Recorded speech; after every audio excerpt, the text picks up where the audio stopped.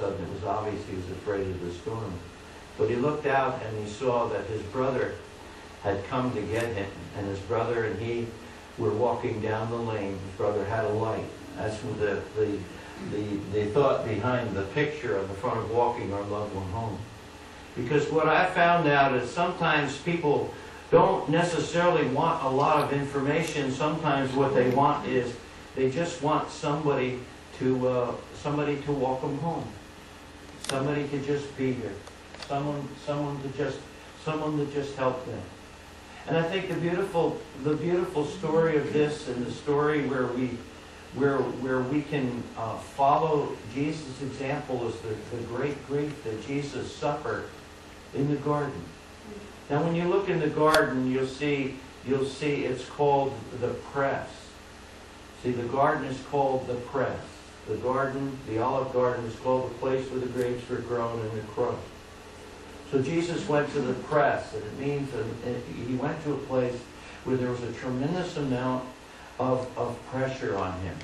He was about to do the hardest thing that he ever would do. Now, it's what we call anticipatory grief. Now, anticipatory grief is the grief that we begin to have before something is happening.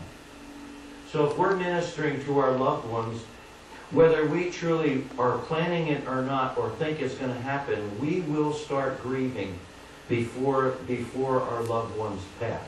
You can't help it. But we'll talk a little bit more about grief later, but it's an instinctive thing that happens within us, and we will start grieving. Now, I have these little peace offering things. They're little things that I just want you to always remember. Write them down, put them in your Bible or something. Things I want you to remember, because these are just so important. And one of them is this. If one member of the family rises to be the primary caregiver, support them all you can. I mean, every family has someone who seems to be closer to their loved ones, who will seemingly come to the forefront and be there and willing to take care of the parent. Now, what happens is quite often the rest of the family is glad that that person is there.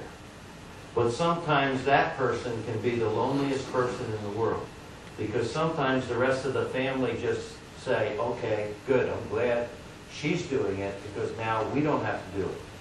And then sometimes you'll have a family member that lives over the other side of the country who feels a little bit guilty that you're the one who's taking care of them. And sometimes they try to micromanage care from a distance. And that doesn't really work. I know of one situation where a lady, her mom was in the nursing home, and her sister lived a long ways away, and every time she came to visit mom in the facility, she made a big stink, and nothing was right. You're not doing this right. You're not doing this right. You're not doing this right. Well, why did you do this? Why didn't she have that? You know, because she felt kind of guilty, because she has a limited amount of time to care for her patient. And actually, the authorities came to the caregiver and said, if she comes back here again, your mother's going to have to leave. See, so I try to encourage people, if a member of your family rises, let them rise and let them take care of that person, and support them all you can. Don't be jealous of them, because there's crazy things that happen. Oh, you're only taking care of mom because you want to get the house. You know what I mean? You would be surprised, even Christian families, how people get when there's stress and there's trouble and difficulty like this.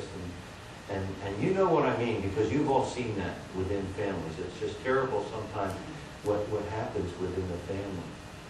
So I like to talk about caregivers and give you a little bit of understanding about caregivers, because I know some of you have been caregivers, and I want you to know that we know what is happening in you and how difficult it is to do that. Because a caregiver's life is sort of like this: extreme exhaustion from trying to be 10 people at one time, tension and loneliness, especially if the rest of the family is leaving you to take care of everything, lists of things that need to be done, off time, and shamefully an apparent lack of church contact. Sometimes you don't see the pastor, you don't see people from church, You know, and I really encourage that. Those folks really need people, really need contact. I mean, the person who's a caregiver is thrilled if someone stops by and gives them the tape of the message for last Sunday and maybe the bulletin, because it at least gives them a little bit of contact with their church and their people. And go into the place, and of course, as one person trying to do everything, they have their disheveled and dirty clothes laying around. And as you look around, you see work needed to be done on the house. If you look, there probably would be decayed food or lack of food in the refrigerator. And the bottom line of this is, I might be looking at a caregiver right now. Very possibly it could be someone here, because you're the type of people that God uses to be able to do His work. So listen carefully. You might need this. You might need this sometimes.